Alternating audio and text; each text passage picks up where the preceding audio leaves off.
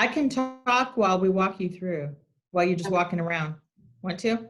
Yes, so we've Get started the started? video. Okay. Welcome, everybody. This is the University of California at Davis Native American Transfer Student session with video of the nest. So right now our director, Michelle Frazier, is walking us around the main room of the Native Nest on campus.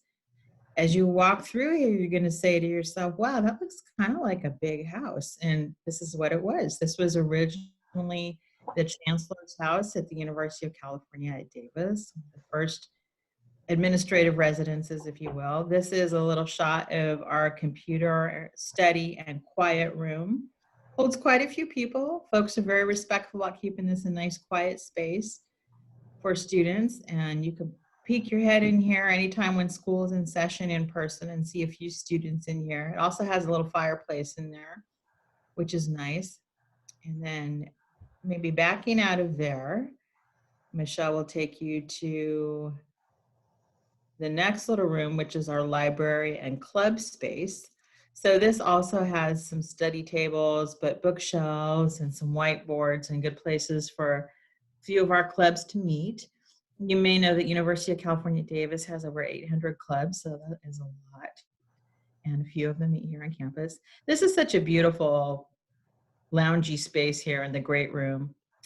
And often on that big screen up there, if there's not a presentation going on, we are watching live cams of eagles or pandas or bears fishing out salmon. So that's nice because a lot of us miss our pets and miss our homes. So it's fun to have a little touch of home for some of us in there.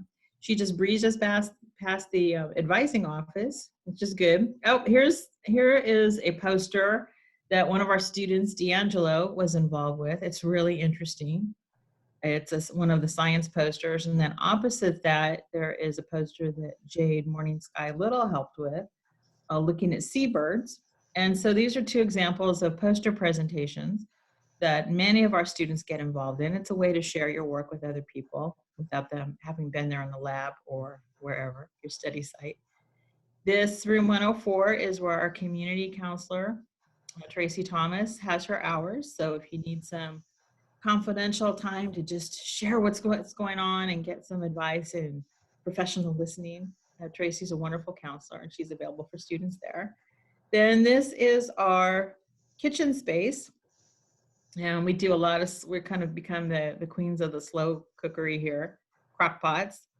Got a refrigerator, big snack drawer, lots of kitchen equipment to help produce food and share out food. We also have vegetable and other produce delivered here during the school year. So students can come in once a week as part of the campus's Veggie Up program. And our UC Davis Student Farm grows those items with love. And now Michelle's beaming into the conference room, which is in the back. And that's where I'm hiding out. She's trying to be super respectful about not getting me in the picture. Thanks, Michelle. So this is a nice side room back here, which holds quite a few people and also has a screen available in there. So that's the Native Nest. And please feel free to drop by when school's in session. We are open from about, I think, 9 to 6 almost every day with longer hours for study jams and so forth.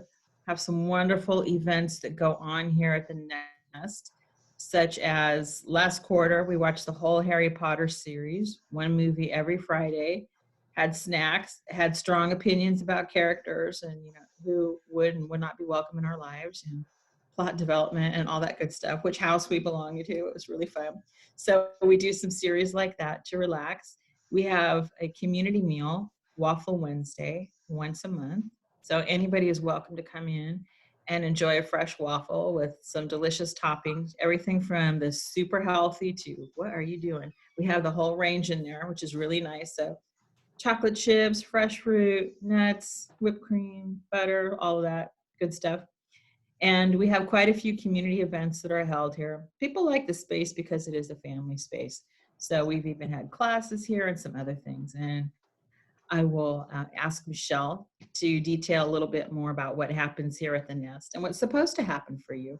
And we also have 3 wonderful student guests here today to share a bit with you about life on campus and give you some good advice about how to do well and how to give to others while you're here, and how to interact in the community. So we have Maria Luisa Kemmerly, we have Danielle Gagnoli, and we have Danny Contreras. And so I'd like to welcome all three of these good people.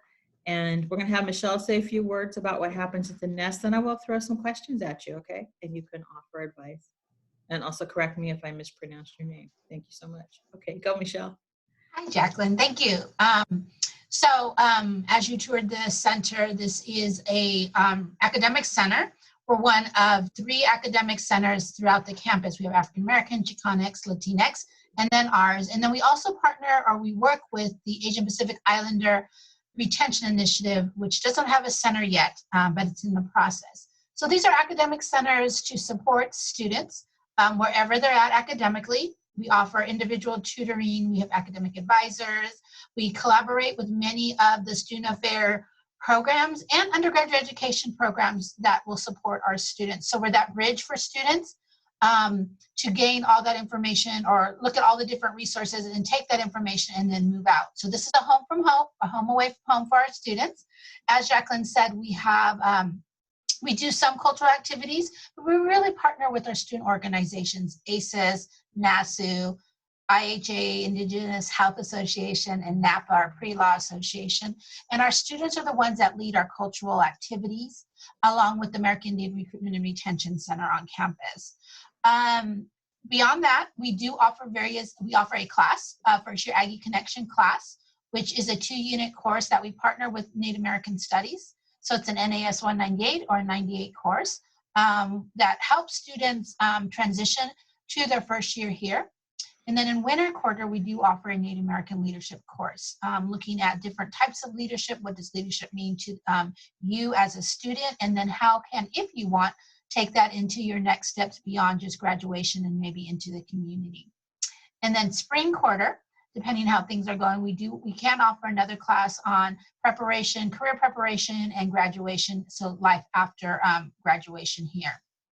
On top of the courses, we do offer various different presentations. A lot of our students come to us of various different identity development. So we do what we call coffee talks, or tribal presentations, or connecting with other organizations to help students learn about their identity or support their identity, or however they want to use that to create an academic successful plan for them. That's pretty much it. Beautiful. Yeah, great.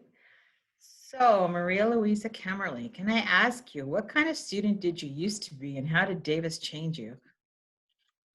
The kind of student I used to be was a very active student. So I was into clubs, so the Native American club at my community college. But I did a lot there, but it was very, I was supported by faculty and other students. And then once I got to Davis, as a student, I started to learn that I could do my extracurricular stuff, but also implement it into my assignments for my classes. So my major is Native American Studies, and whenever I do on-campus or off-campus events, now I'm able to have that as credit.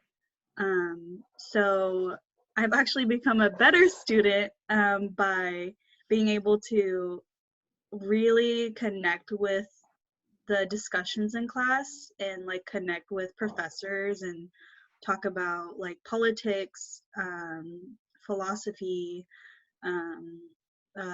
agriculture, all, because what my major is, and me as a scholar, it's a hemispheric approach, and it's also interdisciplinary, which means I can study anything and everything, and it applies to my community and me as a student. So I've gained a lot more confidence, a lot more I think patience too within the institution and being at Davis. So as a student, I have grown a lot the last year or two. Great, thank you. Danielle Giannoli, what can we have from you as far as what kind of student you used to be and how you've seen yourself evolve since you've been here? At community college, I was part of a group similar to like Maria Luisa. It was called Club Apple at Santa Ana College, where it was for future teachers in education in elementary school. So I did a lot of volunteer time working with different schools and working with the community and giving back to the students. So when I came here to UC Davis, it really helped me recognize and work within the community, Native community, because it's different than the community that I grew up in the urban areas. And I honestly think being here at Davis, I was able to hone in more on my study skills and prioritize certain assignments, and I think more better structure my time and study time and stuff that was, assignments like an 8-page paper was due like in 3 weeks. But I had an assignment that was probably due like in 2 weeks, and then kind of prioritize and then work a little bit at a time versus procrastinating like I used to in community college. It get done, but obviously the stress and the go time was more stressed. But this time being here at Davis was more best study practices and working within the community and the students here at the Nest. Excellent. And Danny Contreras, who is chemistry major, I believe. How has life changed for you since you transitioned from community college to here at the Research University? Well, I've definitely figured out more of a structure to what I need to do as far as academics is. As you can see, I'm pretty submersed in the chemistry culture, even with a periodic table right in my room next to my books. And I guess you could say that I learned a lot from making not the greatest decisions when I first came to Davis by trying to pile on a bunch of upper division chemistry courses into one quarter, and learned that it's fine to pace yourself and just kind of go at your own pace instead of trying to cram everything into one quarter just so you can get everything done. And that's the big thing, but I've also learned a lot about self-care and just making sure I stay grounded and having a holistic approach to my academics instead of just focusing on getting things done, just making sure that I'm also in a good headspace. Yeah, that's great. What made you all choose Davis? I'm guessing you had quite a few choices in many places you were looking at. What helped you zero in on joining us here? So for me, I chose Davis because I was gonna apply to Arizona State University or like New Mexico, other like institutions that had like American Indian Studies or Native American Studies, and then I found out that there was a what's it called, the Native American Transfer Scholars Program in the Sacramento area, and so I went to Sac State and then had a Sac State tour and then a Davis tour. And when I toured Davis, I realized that they had so much like support, like when like they have the Nest, and for me, like I just really like being able to be like physically in a space with community. So the Nest is like one of the reasons why I chose Davis, and that the NAS department is like you can like there's like PhD candidates there too, and so whatever they're researching, like the networking is like goes really fast in learning about what other people are thinking about, like um like philosophy and poetry and food sovereignty, and like NAGPRA and everything under the stars and moon. And so that's the major, and like this, the native nest, like the space is like the reason why like I am at Davis. Danielle, how about for you? For me, I there how you say I went to a lot of different campus tours because I was looking for specific things that I was looking for. One of the Oh, we lost you.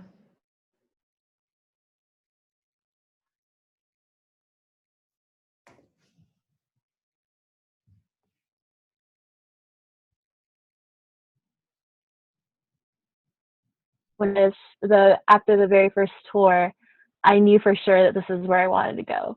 And after meeting, being able to go to the native nest, and I believe it was both you and Michelle that were there that day, and meeting you guys are very welcoming, and knowing that there was a space for Native students, and that the support and care that went into it was definitely like a priority for them. I thought that was amazing. I hate to say like amazing. It was feeling, and also just I didn't really think like that place existed before, because I grew up in an urban area, knowing that there wasn't very many Native families where I grew up, so we were pretty much alone. But that was something that I was looking for. And then knowing that I could also get my PhD here at UC Davis was an amazing feeling, because I don't want to leave this place. I am really happy here, and I'm happy with the community. I'm happy with my fellow Native students here at the Nest. They're like more like extended family and cousins. But I like that network and that bond that we have here. Danny, how about for you? I guess my experience was a little bit long-winded because I originally came and toured Davis back in 2014, and I had just scheduled one of the free tours and came up with my family. And as soon as the tour started, I just noticed that everyone was extremely friendly. And that was just kind of the atmosphere that I was going to be living in. So that immediately drew my attention, but also the Arboretum was definitely another great aspect of the campus, because it's just amazing to have your education embedded in nature, which is not something that you see every day, because who can say that their campus has a water source, fresh water source. And also my degree that I'm earning, like in the process of earning, it actually is a program that allows me to be nationally certified as a chemist when I graduate. So that's also a really cool aspect. Yeah. So let me describe the Arboretum a little bit for folks that aren't familiar with it. It is 100 acres of different plant communities from around the world that go alongside what is essentially a very long pond, which is part of a watershed up the road going towards Lake Berryessa. And it is beautiful. We do outdoor classes there. We relax there. People study there. It's got a mini redwood grove. It has plants from Australia, New Zealand, and China, and different eras of California. It's just a really tremendously beautiful place, and a lot of people find that as the refuge. We also have a Native American contemplative garden there, honoring the local people who refer to themselves as Patwin, and part of the Wintun nations that run from here all the way up past Mount Shasta. And we are closely linked and guided by three of those nations: the Yochadihi Nation out in the Rumsey area, Kachildihi up near Colusa, and a bit north and west of them, Quetzaldihi, the people up at Cortina. And we also have Wintun people, and in addition to those Wintun people, we have Maidu and Miwok people locally. So we're very honored to be in their territory and in a place where the native indigenous traditions of California tribes are so strong, and they are very much so in this area of California in particular, and all the way up the coast. We also have wonderful intertribal populations reflected on campus, and some of that I think is due to the big urban Indian populations in Sacramento and also the Bay Area. So we have a very active powwow circuit up here as well. And we're all missing our powwow this spring, but we look forward to coming back to it next spring when we can gather in a healthy way. And maybe some of you have been enjoying the social distance powwow on Facebook, which has just been a joy for me personally to go on there. There's also a place, if you haven't posted about your graduation this spring, anybody who's watching, you're very welcome to do that. If you're embarrassed about it, have your auntie do it. Just pop a picture of you up there and talk about what institution you're graduating from and where you're going next. And it's just really nice. You'll get a lot of people celebrating that achievement. So we invite you to do that too. So how are you all planning your future? And how did you do that on the transfer student timeline, which is a fast track in a way, because you're only with us for 2 years or so. So what kind of tools were you able to use on campus to get moving towards your next steps? Maria Luisa, would you like to say something about that? What your process has been?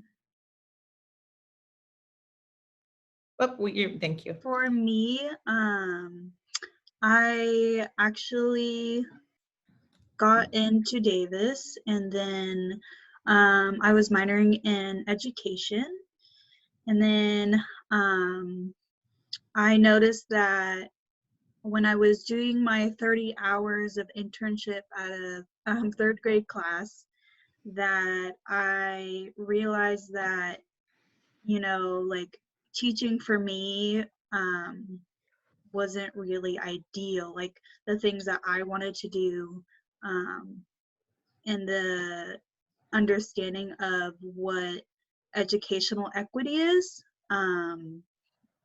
I learned that I wanted to go into higher education and become like an academic counselor, or like be a retention specialist. So right now I'm still learning more about that pathway, and it's been really helpful because I have Jacqueline and Michelle to talk to, and it's been a little difficult for me right now because I'm so with the quarantine happening, I'm very like, I like to go out to like people and like see them and talk to them about like, oh, like, why are you doing this job? Like where do you work? What are your hours? Like, what are the benefits? But now since I'm in my house, I've been trying to figure out like online, like what those jobs are and where are they. And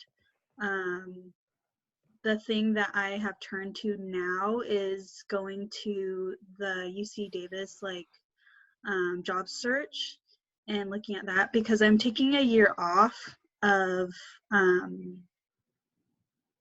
going to grad school, so that I'm not gonna throw myself into a master's program and then come out and not utilizing it in the way that I want to. So Davis has been helpful because I'm able to talk to Michelle, and I'm also part of the Guardian Scholars Program, which is for current and former foster youth.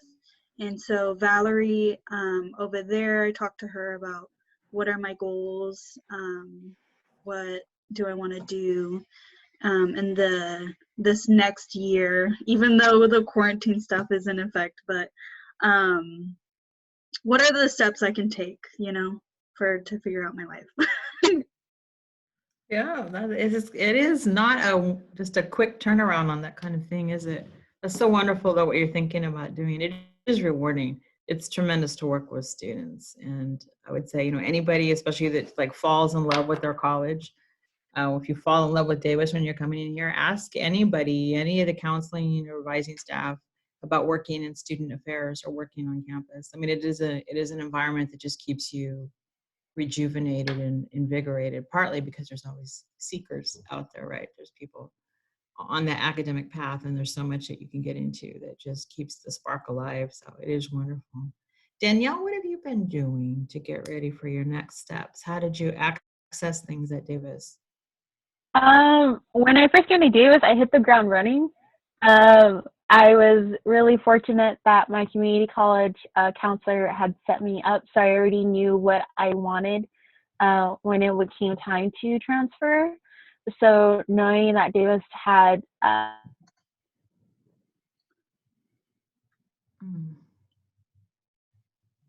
Hey, Danielle, we lost your voice.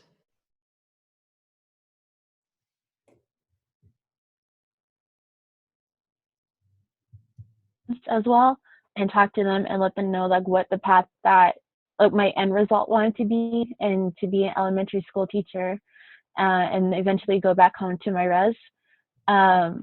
So they were able to put me on the path and like recommend certain classes, and then also being a student assistant at the NES, and knowing and connecting to different Native students. And through their classes, they recommend also like, oh, like I took this class and it helped me. We did more community bonding. So I know me and Maria Luisa, we took Keepers of the Flame class for winter quarter. And that was amazing, working with the community up in the Woodland area at the Cache Creek Conservancy. And that was something that I definitely like. Those community building is something I want to bring back home with me. But having, you know, the Native department plus the Native Nest, and all those three together helped put me on my path. And already at the end of the spring quarter, I've been here a year, and then I have one more year left, so before I graduate. So this is definitely very fast, very exciting at the same time. Great. Danny, how about you? What are you doing to look and prepare for the future? Well, my goal is to be a chemistry professor. So I guess my plan has shifted a lot, but my next step is grad school. So I decided to apply for a free graduate GRE course in the summer, which is now virtual, but still free. So that's a very great opportunity to make sure that I do well on my preliminary, application portion of the graduate school application. But as far as my planning has gone, I talk a lot with my major advisor because he's usually pretty helpful when it comes to gearing me in the right direction of people I should talk to, people who have successfully gone through grad school, which professors would be helpful, and also just talking to my peers about their plans of grad school and just seeing like how they were successful and just getting a bunch of opinions on my options. Because originally I was going to shoot straight for a chemistry PhD, but now it's looking like I might gear towards a chemical education PhD. And the only difference is the research. So I would be more emphasized in education, which would be my future career, which would help me be a better professor. Sounds good. So you've all talked about these pretty heavy academic commitments. How do you keep your balance when you're at school? Like what kind of things do you do for each other? What do you do for yourself? Are you involved with any clubs or activities like that? So for me, I ride my bike all over campus to de-stress from school, and the Arboretum, it does have that bikeway and a walkway. So I usually just get on my bike and I just go for a ride. And when I'm not able to bike, then I walk. And if I'm not able to walk, and those are the things that has helped me like stay grounded and being a better student, and figuring out like what are the next steps that I want to do in my academic pathway, but also like what have I learned from the past and like being in the present. So that's what I do. It's a very small thing that I when I'm on campus, I do it every day. So yeah. Yeah, that's good. That consistency is important, I think. Yeah. How about for you, Danielle? What do you do to stay balanced and healthy? For me, I definitely, so yeah, the Nest is what sold me to apply for UC Davis, but also the Arboretum. I truly did fall in love with the Arboretum. My nation is is the Four Corners area, so I'm not used to seeing trees and grass. So the Arboretum was just beautiful and amazing, and having that stream go through the Arboretum was beautiful. So for me, the Arboretum also helps me stay grounded and focused, especially being a Native American Studies major. A lot of the classes I take, they do cover some triggering topics and issues, and it is heavy. And I feel that the Arboretum, when I walk through there every day that I had school, either to class or from class, all the way to the parking lot, it helps me stay grounded, and it's very healing for me. And then I'm away from my family. My family is in SoCal, and this is the furthest I've been up north from them. And it does help for me being at the Native Nest. Like I said, like Danny and Ray Louisa and Jason and all them, like they're like extended family. They're like my extended cousins. So we're always laughing. There's always food, sharing stories. So those two together, I think, is a good balance for me and my workload studies, because it's so I'm so committed, but it also helps me have a little downtime and relate. And it's also healing. Laughter's healing, and we're always laughing at the Nest. It's pretty funny, but just sharing our stories and hanging out, like those few minutes in between a class, or just grabbing, some Cheez-Its from the back kitchen and then on our way out, or even our every Friday, if it was like Beating Circle or movie night with Harry Potter or something, like those is what I looked forward to. It helps a lot. It really does in my whole balance of my schoolwork. How about for you, Danny? I'm actually pretty artistic, so there will be times where I will just want to either draw or color or practice drumming, because I was in drumline for 4 years as well.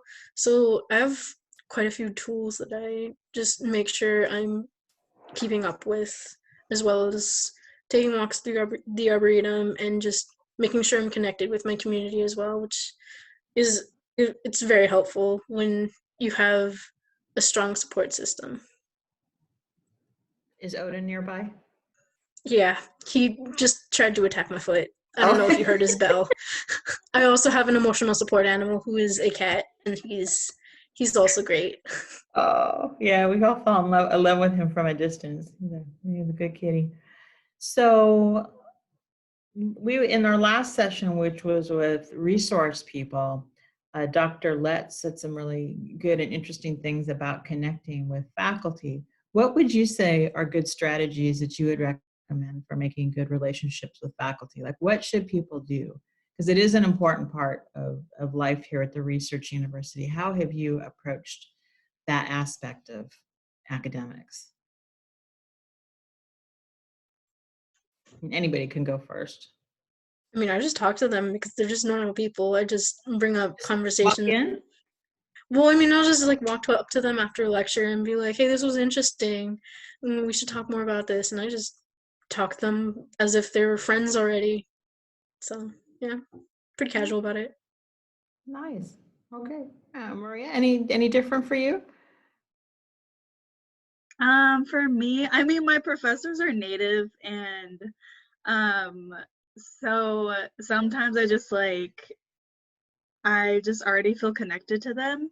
But I'm still very standoffish. So sometimes I'll be like, write a really nice email and I'll be like, hi, like I want to do office hours, or like they already have office hours like set up.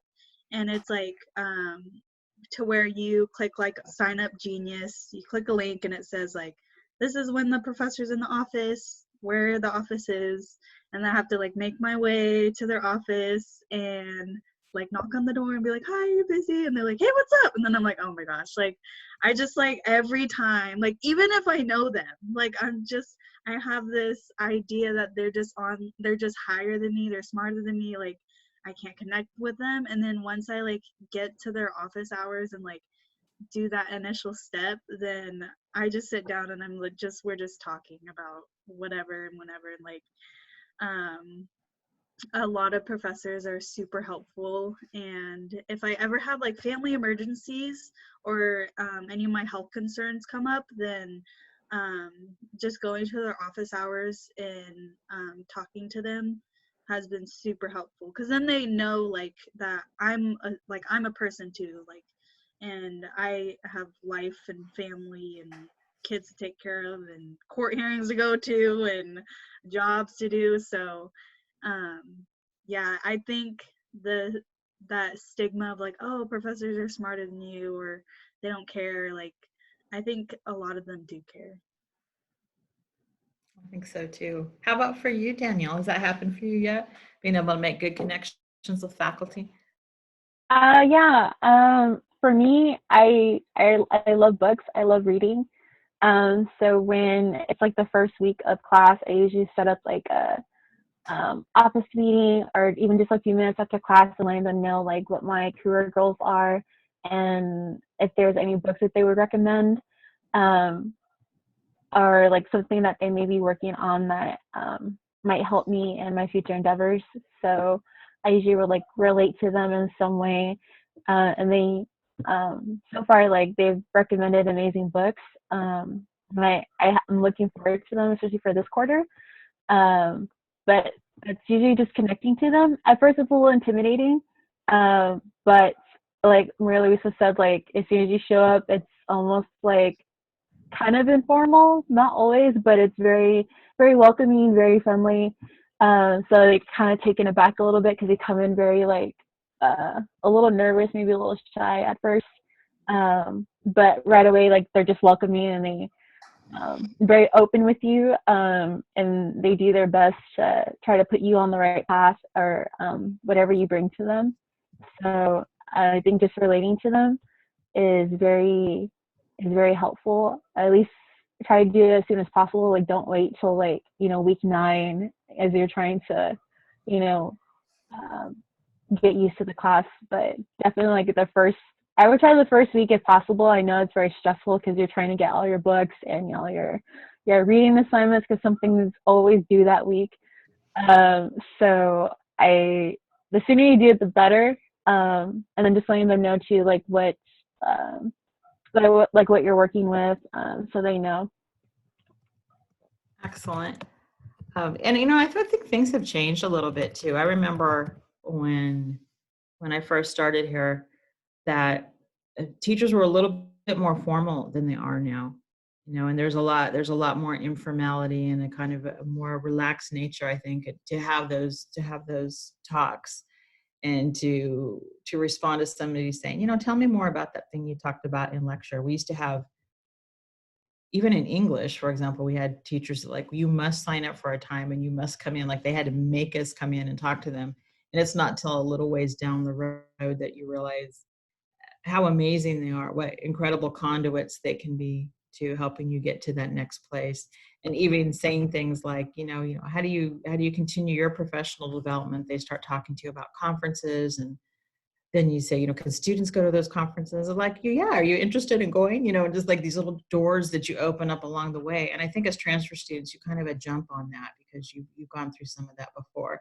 So it's nice to see your sophistication as you come in with that. And even though you're starting and our freshmen are starting, I think you give something to them, having a little bit of experience, and the fact that you you're gentle with our young ones and you don't lord it over them, that you really wrap your arms around them is appreciated. And each of you have done that for our youngsters. I think it's also good when they come in to see you working hard.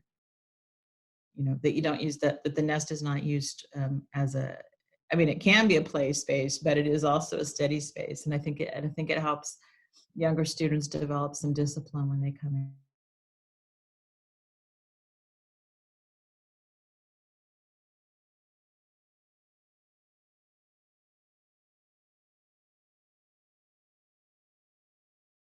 That you haven't had a chance to do yet.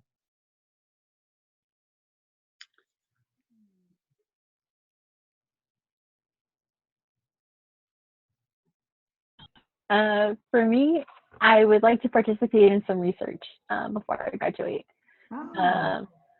I don't know what type of research yet, but I think any research would be an amazing opportunity because I like learning things. Like I mentioned before, I really love books. I love reading. So any new information or anything that I can participate in would be amazing. So I would like to attempt to do that before I graduate. And yeah, I think that's the only thing I can think of at this moment. Yeah. Danny or Maria, anything you want to try that you haven't stepped out into yet? So for me,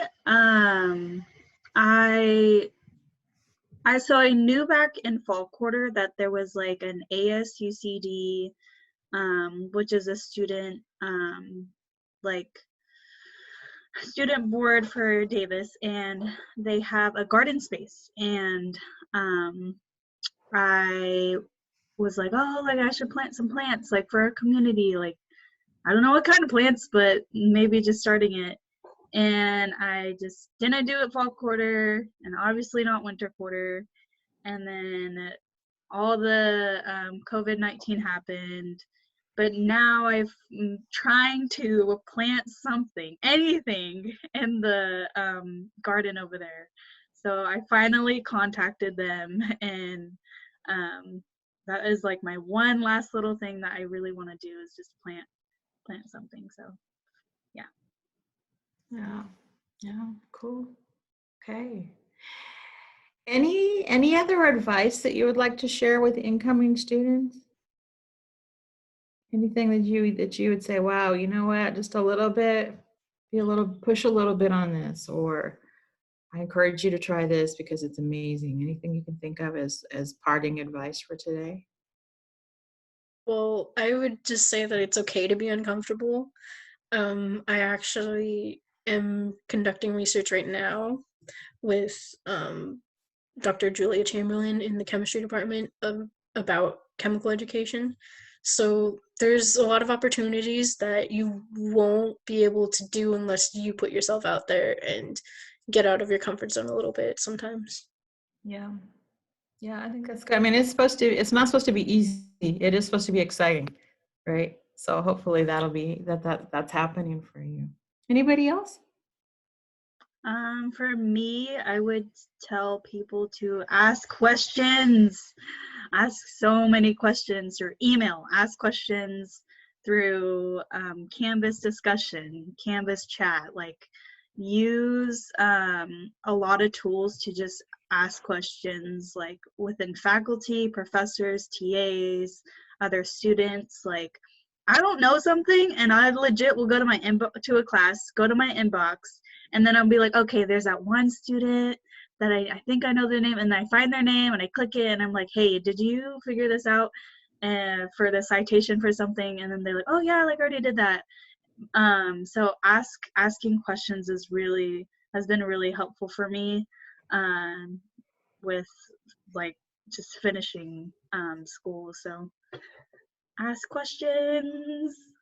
Yeah. One of you on a student panel a couple of years ago said, you know what, you all sent us stuff when we first got admitted and we just didn't open it and pay attention, and you should just stay honest more. So we might do that a little bit more. We try to gently encourage our incoming students, especially transfer students, because of the timeline, to ask for help, strategy, a walk, take a walk with me, come tell me about this. I mean, that is absolutely fine. Staff and faculty need breaks too, and sometimes just getting out of the office is really good for everybody. So we don't have any questions on the line today, so I think we will end here. And thank you each so much for your time and what you've given us and what you continue to give us as beautiful Davis students here. We really appreciate it today. And incoming students, we invite you to come see the nest and meet these folks in person someday soon when we can all be together again. And that is a day we truly look forward to. So we look forward to welcoming you in person. Thanks, everybody. Have a good day. Thanks.